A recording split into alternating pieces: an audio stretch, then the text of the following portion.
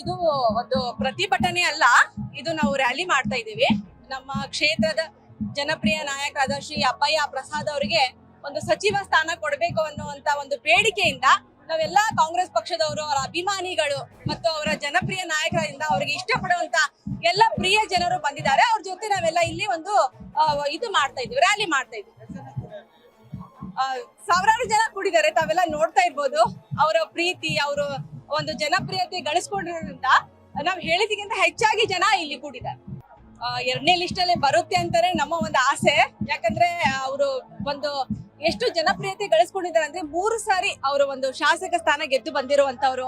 ಆಮೇಲೆ ಬಡವರ ಬಂಧು, ದೀನ ದಲಿತರ ನಾಯಕ ಅಂತ ಒಂದು ಹೆಸರು ಗಳಿಸ್ಕೊಂಡಿರುವಂತ ನಾಯಕರು. ಅವ್ರು ಮಾಡಿರುವಂತ ಸೇವೆ ನಮಗ್ ಗೊತ್ತು. ಯಾಕಂದ್ರೆ ಅವ್ರ ಕ್ಷೇತ್ರದಲ್ಲಿ ನಾವ್ ಇದ್ದೇವೆ.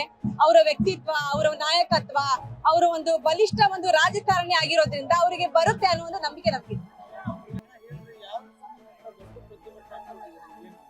ಸರ್, ಇದು ನಮ್ಮ ಹುಬ್ಬಳ್ಳಿ ಧಾರವಾಡ ಪೂರ್ವ ಮೀಸಲು ಕ್ಷೇತ್ರದ ಶಾಸಕರಾದಂತ ಪ್ರಸಾದ್ ಅಬ್ಬಯ್ಯ ಸಾಹೇಬರಿಗೆ ಅವರು ನಿರಂತರವಾಗಿ 3 ಬಾರಿ ಸತತ ಒಂದು ತಮ್ಮ ಕ್ಷೇತ್ರದ ಮೂಲಕ ಆಯ್ಕೆಯಾಗಿದ್ದಾರೆ ಶಾಸಕರಾಗಿ. ಮತ್ತು ಮುಂಬೈ ಕರ್ನಾಟಕ ಭಾಗದೊಳಗ ಇಷ್ಟೊಂದು ಜನಪ್ರಿಯ ಶಾಸಕರು ಈ ಸಮುದಾಯದೊಳಗೆ ಯಾರು ಇಲ್ಲ ಅನ್ನುವಂಥದ್ದು ಪ್ರಮುಖ ವಿಷಯ. ಅದರ ಜೊತೆಗೆ ಈಗ ನಾವು ಕಿತ್ತೂರು ಕರ್ನಾಟಕ, ಮುಂಬೈ ಕರ್ನಾಟಕ ಅಂತ ಏನ್ ಹೇಳ್ತೇವೆ, ಸುಮಾರು 32 ವರ್ಷದಿಂದ ಈವರೆಗೂ ಸಹಿತ ಮೂಲ ಪಂಚಮ ಪರಿಶಿಷ್ಟ ಜಾತಿಯವರಿಗೆ ಯಾರಿಗೂ ಈ ಮಠನೂ ಸಹಿತ ಸಚಿವ ಸ್ಥಾನವನ್ನ ಕೊಟ್ಟೇ ಇಲ್ಲ. ಇದು ಪ್ರಮುಖ ವಿಷಯ. ಓಂ ಪ್ರಕಾಶ್ ಬಿಟ್ರೆ ಶಂಕರಾನಂದ ಅವ್ರ ನಂತರ ಈವರೆಗೂ ಯಾವುದು ಇಂತಹ ಒಂದು ಸಚಿವ ಸ್ಥಾನ ಕೊಟ್ಟಿಲ್ಲ. ಮತ್ತು ಪ್ರತಿ ಸಾರಿ ಸರ್ಕಾರ ರಚನೆ ಸಂದರ್ಭ ಅಂತಂದ್ರೆ ಮೈಸೂರು ಕರ್ನಾಟಕ ಭಾಗ, ಬೆಂಗಳೂರು ಕರ್ನಾಟಕ, ಮೈಸೂರು ಪ್ರಾಂತ್ಯಕ್ಕನ ನೀವು ಪ್ರಾಶಸ್ತ್ಯವನ್ನ ಕೊಡ್ತಾ ಹೋಗ್ತಾರ. ಸೊ ಇಂಥ ಒಂದು ಸಂದರ್ಭದೊಳಗ ಮತ್ತು ಯುವ ನಾಯಕರುಗಳು ಬೆಳಿಬೇಕು ಅನ್ನುವಂಥದ್ದು ಕೇಂದ್ರ ನಾಯಕರುಗಳ ಒಂದು ಒತ್ತಾಯ ಆಗಿದೆ. ಮತ್ತು ನಾವು ಯೂತ್ಸ್ಗೆನ ಅವಕಾಶ ಕೊಡ್ತೀವಿ ಅನ್ನುವಂಥದ್ದು. ಈಗ ಯುವ ನಾಯಕರಾಗಿ ಪ್ರಸಾದ್ ಅಬ್ಬಯ್ಯ ಅವರು ಹೊರ ಹೊಮ್ಮಿದ್ದಾರೆ. ಬರೋ ಸಾರಿನೂ 100% ಗೆಲ್ತಾರೆ. ಅಂದ್ರೆ ಕ್ಷೇತ್ರದ ಅಂತಹ ಮಹತ್ವದ ಅಭಿವೃದ್ಧಿ ಕಾರ್ಯಗಳನ್ನ ಕೈಗೊಂಡಂತ ನಾಯಕರಾಗ್ಯಾರ. ಅದ್ರ ಜೊತೆಗೆ ಲಿಡ್ಕರ್ ಚೇರ್ಮನ್ರಾದಾಗ ಮತ್ತು ಸ್ಲಂ ಬೋರ್ಡ್ನ ಅಧ್ಯಕ್ಷರಾದಾಗ ರಾಜ್ಯದ ತುಂಬಾ ಪ್ರವಾಸ ಮಾಡ್ಯಾರ. ಶೋಷಿತ ಸಮುದಾಯಗಳಿಗೆ ಎಲ್ಲಾ ಕಡೆನೂ ನ್ಯಾಯ ದೊರಕಿಸ್ಕೊಡುವಂತ ಕೆಲಸ ಕಾರ್ಯಗಳನ್ನ ಮಾಡ್ಯಾರ. ಮತ್ತ ಪರಿಶಿಷ್ಟ ಜಾತಿಯವರಾಗಿ ಎಲ್ಲ ಸಮುದಾಯದೊಂದಿಗೂ ಸಹಯೋಗ ಇಟ್ಕೊಂಡು ನಾಯಕತ್ವವನ್ನ ಮುನ್ನಡೆಸ್ಕೊಂಡು ಹೋಗ್ತಾ ಇರುವಂತ ಏಕೈಕ ನಾಯಕ ಪ್ರಸಾದ್ ಅಬ್ಬಯ್ಯ ಆಗ್ಯಾರ. ಮತ್ತೆ ಯುವಕರದಾರ. ಸೊ ಈ ಸಂದರ್ಭದೊಳಗ ಅವ್ರಿಗೆ ಏನು ಡಿ ಕೆ ಶಿವಕುಮಾರ್ ಅವ್ರ ಸರ್ಕಾರದೊಳಗ ಸಚಿವ ಸ್ಥಾನವನ್ನ ಕೊಟ್ರ ರಾಜ್ಯದೊಳಗ 100% ಯೂತ್ಸ್ಗೆ ಸಪೋರ್ಟ್ ಮಾಡ್ದಂಗ ಆಗ್ತದೆ. ಮತ್ತು ಸೂಕ್ತ ಪ್ರಾತಿನಿಧ್ಯವನ್ನ ಮುಂಬೈ ಕರ್ನಾಟಕ, ಕಿತ್ತೂರು ಕರ್ನಾಟಕ ಭಾಗಕ್ಕೆ ಕೊಟ್ಟಂಗ ಆಗ್ತದೆ.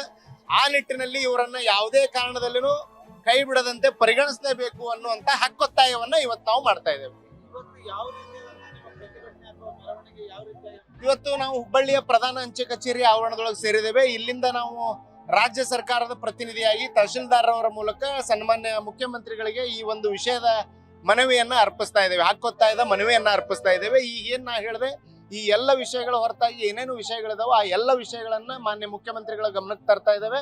ಅದರ ಜೊತೆಗೆ ನಮ್ಮ ಎಲ್ಲ ಹಿರಿಯರ ನಿಯೋಗ ಸಹಿತ ರವಿವಾರ ದಿನ ಬೆಂಗಳೂರಿಗೆ ತಲುಪಿ ಎಲ್ಲ ಸ್ವಾಮಿಗಳು, ನಮ್ಮ ಸಮುದಾಯದ ಎಲ್ಲ ಸಮುದಾಯದ ಸ್ವಾಮಿಗಳನ್ನ ಕರ್ಕೊಂಡು ಪ್ರಸಾದ್ ಅಬ್ಬಯ್ಯರ ಪರವಾಗಿ ಹಿರಿಯರ ಮನವೊಲಿಸುವಂತದ್ದು, ಹಿರಿಯ ನಾಯಕರ ಮನವೊಲಿಸುವಂತ ಕೆಲಸವನ್ನ ಸಹಿತ ಮಾಡ್ತಾ ಇದ್ದೇವೆ. ಮತ್ತು ಇದರ ಜೊತೆಗೆ ಇವತ್ತಿನ ಹಕ್ಕೊತ್ತಾಯದ ವಿಷಯವನ್ನ ನಾವು ಸನ್ಮಾನ್ಯ KC ವೇಣುಗೋಪಾಲ್ ಸಾಹೇಬ್ರಿಗಾಗಿರ್ಬೋದು, ರಣದೀಪ್ ಸುರ್ಜೇವಾಲಾ ಸಾಹೇಬ್ರಿಗಾಯ್ತು, ರಾಹುಲ್ ಗಾಂಧಿ ಅವ್ರಿಗಾಯ್ತು, ಮಲ್ಲಿಕಾರ್ಜುನ್ ಖರ್ಗೆ ಸಾಹೇಬ್ರಿಗೆ ಹಿಡ್ಕೊಂಡು ನಾವು ಎಲ್ಲ ನಾಯಕರುಗಳಿಗೂ ಸಹಿತ ಇವತ್ತು ವಿಶೇಷವಾಗಿ ಈ ವಿಷಯವನ್ನ ಅವರಿಗೆ ಮೇಲ್ ಮೂಲಕ ಮತ್ತು ನೇರವಾಗಿ ತಲುಪಿಸುವಂತ ಕೆಲಸವನ್ನ ಸಹಿತ ಇವತ್ತು ಮಾಡ್ತಾ ಇದ್ದೇವೆ. ನಮ್ಮ ಹಕ್ಕೊತ್ತಾಯ ಇಷ್ಟೇ, ಸನ್ಮಾನ್ಯ ಪ್ರಸಾದ್ ಅಬ್ಬಯ್ಯ ಅವರಿಗೆ ಸಚಿವ ಸ್ಥಾನವನ್ನ ಕೊಡ್ಲೇಬೇಕು ಅನ್ನುವಂಥದ್ದು ನಮ್ಮ ಹಕ್ಕೊತ್ತಾಯ ಆಗಿದೆ. 2ನೇ ಪಟ್ಟಿ ಒಳಗ 100% ಅವರ ಹೆಸರು ಈಗಾಗಲೇ ಇದೆ. ಮತ್ತು ನಮಗೇನು ಅದ್ರ ಬಗ್ಗೆ ಭಿನ್ನಾಭಿಪ್ರಾಯಗಳಿಲ್ಲ. ಸೊ ಈ ಹೆಸರನ್ನ ಕೈ ಬಿಡಬಾರದು ಅನ್ನುವಂತ ನಿಟ್ಟಿನಲ್ಲಿ ಮುಂಬೈ ಕರ್ನಾಟಕದ ನಾಯಕರುಗಳಿಗೆ ಪ್ರಾಶಸ್ತ್ಯ ಕೊಡಬೇಕು ಅನ್ನುವಂಥದ್ದು ಆ ಭಾಗದ ನಾಯಕರುಗಳ ಒಂದು ಒತ್ತಾಯ ಆಗಿರ್ತದೆ. ಸೊ ನಾವು ಈ ಭಾಗದ ನಾಯಕರುಗಳನ್ನ ನೀವು ಕೈ ಬಿಟ್ರೆ ಕಾಂಗ್ರೆಸ್ ಪಕ್ಷಕ್ಕೆ ಅನ್ಯಾಯ ಮಾಡ್ದಂಗ ಆಗ್ತದೆ ಈ ಭಾಗದೊಳಗೆ ಅನ್ನುವಂತ ಒತ್ತಾಯವನ್ನ ಅವ್ರಿಗೆ ಮಾಡ್ತೇವೆ.